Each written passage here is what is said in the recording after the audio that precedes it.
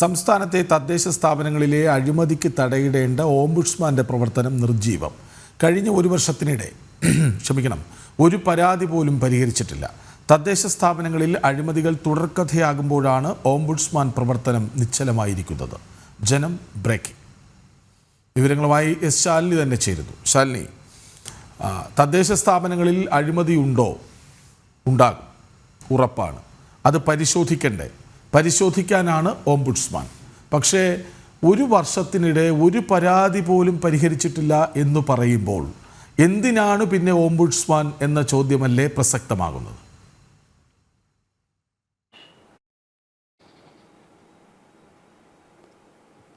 തീർച്ചയായും കൃഷ്ണരാജ് സൂചിപ്പിച്ചതുപോലെ തന്നെയാണ്. അതായത് സംസ്ഥാനത്ത് തദ്ദേശ സ്വയംഭരണ സ്ഥാപനങ്ങൾ, പ്രത്യേകിച്ച് നഗരസഭ, മുനിസിപ്പാലിറ്റി അടക്കമുള്ള സ്ഥാപനങ്ങളിൽ നടക്കുന്ന ക്രമക്കേടുകൾ, ക്രമവിരുദ്ധമായിട്ടുള്ള പ്രവർത്തനങ്ങൾ, അഴിമതി, ഇതൊക്കെ കണ്ടെത്താനും അതുമായി ബന്ധപ്പെട്ട നടപടികൾ പൂർത്തീകരിക്കാനും പരാതികൾ ഉയർന്നാൽ ആ പരാതികൾ പരിഹരിക്കാനും കൃത്യമായ നടപടികൾ സ്വീകരിക്കാനുമാണ് സംസ്ഥാനത്ത് ഓംബുഡ്സ്മാനെ ചുമതലപ്പെടുത്തുകയും ചെയ്തിട്ടുള്ളത്. ലക്ഷങ്ങൾ ശമ്പളം നൽകിയാണ്. അദ്ദേഹത്തിന്റെ ശമ്പള സ്കെയിലൊക്കെ നമ്മൾ പരിശോധിക്കുകയാണെങ്കിൽ ഔദ്യോഗിക വാഹനത്തിൽ ഇന്ധനമടിക്കാൻ അടക്കം 10,000-ങ്ങളാണ് അദ്ദേഹം എഴുതിയെടുക്കുന്നത്. ഒപ്പം തന്നെ അദ്ദേഹത്തിന്റെ താമസം, അദ്ദേഹത്തിന്റെ യാത്ര, കൂടാതെ അദ്ദേഹത്തിന്റെ പ്രതിമാസ ശമ്പളം, ഇതിനടക്കം ഏകദേശം ലക്ഷങ്ങൾ കൈപ്പറ്റിയാണ് ഈ ഒരു ചുമതല വഹിക്കുന്ന വ്യക്തി ആ കസേരയിൽ ഇരിക്കുന്നത്. പക്ഷേ നമ്മൾ കണക്കുകൾ പരിശോധിക്കുകയാണെങ്കിൽ കഴിഞ്ഞ ഒരു വർഷത്തിനിടെ ഒരു രീതിയിലും പരാതികൾ പരിശോധിച്ചിട്ടില്ല എന്നുള്ളതാണ് മനസ്സിലാക്കാൻ സാധിക്കുന്നത്. അതിൽ ഏകദേശം 1657 പരാതികളാണ് ഓംബുഡ്സ്മാന്റെ മുൻപിലേക്ക് എത്തിയിട്ടുള്ളത്. ആ ഒരു പരാതി പോലും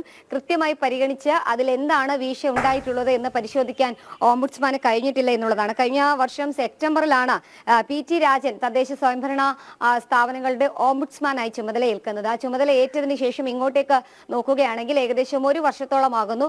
1657 പരാതികൾ. അതിനുശേഷം കഴിഞ്ഞ ഡിസംബർ മുതൽ ഈ മാർച്ച് വരെയുള്ള പരാതികളുടെ എണ്ണവും കൂടി നോക്കുകയാണെങ്കിൽ ഏകദേശം 1800-ലധികം പരാതികൾ അദ്ദേഹത്തിന് മുൻപിൽ എത്തിയിട്ടുണ്ട്. അതിൽ ഒരു പരാതി പോലും തീർപ്പാക്കിയിട്ടില്ല എന്നുള്ളതാണ് നമുക്ക് മനസ്സിലാക്കാൻ സാധിക്കുന്നത്. സെക്രട്ടറി അടക്കം 18 ജീവനക്കാർക്കാണ് ലക്ഷങ്ങൾ ശമ്പളം എല്ലാ മാസവും നൽകുന്നത്. 6 കരാർ ജീവനക്കാരുണ്ട്. അങ്ങനെ ഇത്രയധികം ജീവനക്കാരുണ്ടായിട്ടും തിരുവനന്തപുരം അടക്കം കാസർഗോഡ് വരെയുള്ള എല്ലാ ജില്ലകളിലെയും തദ്ദേശ സ്വയംഭരണ സ്ഥാപനങ്ങളിൽ നിരവധി പരാതികളാണ് ഉയരുന്നത്. പ്രത്യേകിച്ച് ഈ പട്ടികജാതി പട്ടികവർഗ വിദ്യാർത്ഥികൾക്കുള്ള സ്റ്റൈഫൻഡ് നൽകുന്നതിലും അവർക്ക് സഹായങ്ങൾ നൽകുന്നത്, ഒപ്പം തന്നെ ഈ ഏറ്റവും ദരിദ്രരായ കുടുംബങ്ങൾക്ക് വിവാഹ ധനസഹായം നൽകുന്നത് അടക്കമുള്ള പരാതികൾ ഇദ്ദേഹത്തിന് മുൻപാകെ എത്തിയിട്ടുണ്ട്. അതിലടക്കം ക്രമക്കേടുകൾ പല ഉദ്യോഗസ്ഥരും നടത്തിയിട്ടുണ്ട് എന്നുള്ള പരാതികൾ എത്തി. പക്ഷേ ഈ പരാതികളൊന്നും കൃത്യമായി പരിശോധിക്കാനോ അല്ലെങ്കിൽ അതുമായി ബന്ധപ്പെട്ട ഒരു രീതിയിലുള്ള നടപടികൾ പൂർത്തീകരിക്കാനോ കഴിഞ്ഞിട്ടില്ല എന്നുള്ളതാണ് വസ്തുത. ഒപ്പം തന്നെ ഇതിൽ ഏറ്റവും കൂടുതൽ പരാതി നൽകിയിട്ടുള്ള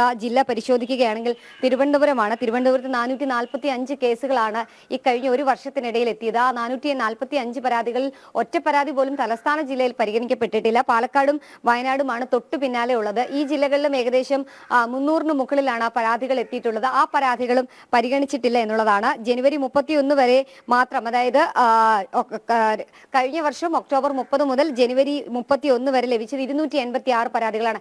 ഇതിലേക്ക് തിരിഞ്ഞുപോലും നോക്കിയിട്ടില്ല ഈ ഓംബുഡ്സ്മാൻ എന്നുള്ളതാണ്. ഈ പരാതികളൊക്കെയും ഉണ്ടാകുന്നത് അഴിമതി ഉണ്ടെന്ന് ബോധ്യപ്പെടുമ്പോഴാണല്ലോ.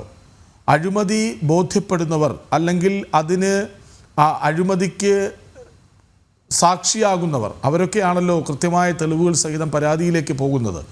അങ്ങനെ പരാതികൾ വന്നിട്ടും അതിലൊന്നിലും പരിഹാരമില്ലെങ്കിൽ എന്താണ് ഓംബുഡ്സ്മാന്റെ ജോലി?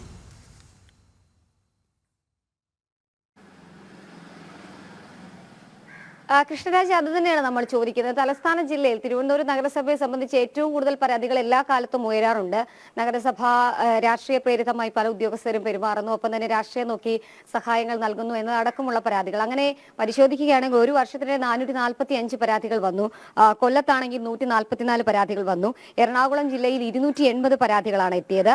കൂടാതെ ഇടുക്കിയിൽ 52 പരാതികൾ, കോഴിക്കോട് 84 പരാതികൾ, അങ്ങനെ തൃശ്ശൂരിൽ 128 പരാതികളാണ് തദ്ദേശ തദ്ദേശ സ്വയംഭരണ സ്ഥാപനങ്ങൾക്കെതിരെ ജില്ലയിൽ രജിസ്റ്റർ ചെയ്തിട്ടുള്ളത്. പക്ഷേ ഇതിലൊന്നും ഒരു പരാതി പോലും തീർപ്പാക്കിയിട്ടില്ല ഈ ഉദ്യോഗസ്ഥൻ എന്നുള്ളത് ഒരുപക്ഷെ വലിയ ആശങ്ക ഉണ്ടാക്കുന്നത് ഞെട്ടിക്കുന്നതുമാണ്. കൃഷ്ണരാജു സൂചിപ്പിച്ചതുപോലെ തന്നെയാണ് ഇത്തരം പരാതികൾ ഉയരുമ്പോൾ നമുക്ക് മനസ്സിലാകും ഓരോ തദ്ദേശ സ്വയംഭരണ സ്ഥാപനങ്ങളിലും എത്രത്തോളം അഴിമതികൾ നടക്കുന്നുണ്ട്.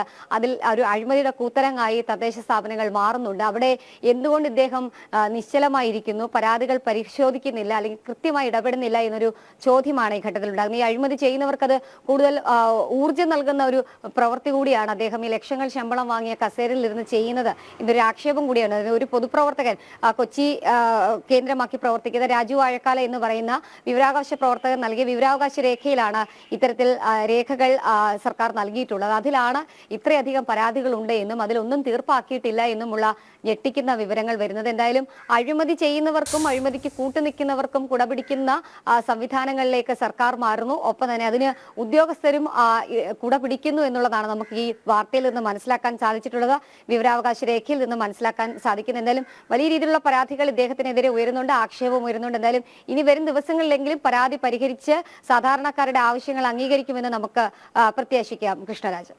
യെസ്, തദ്ദേശ സ്ഥാപനങ്ങളിലെ അഴിമതിക്ക് തടയിടേണ്ട ഓംബുഡ്സ്മാൻ്റെ പ്രവർത്തനം നിർജ്ജീവമാണ് സംസ്ഥാനത്ത്. കഴിഞ്ഞ ഒരു വർഷത്തിനിടെ ഒരു പരാതി പോലും പരിഹരിച്ചിട്ടില്ല എന്ന ബ്രേക്കിംഗ് വാർത്തയാണ് എസ് ശാലിനി പുറത്തുവിടുന്നത്.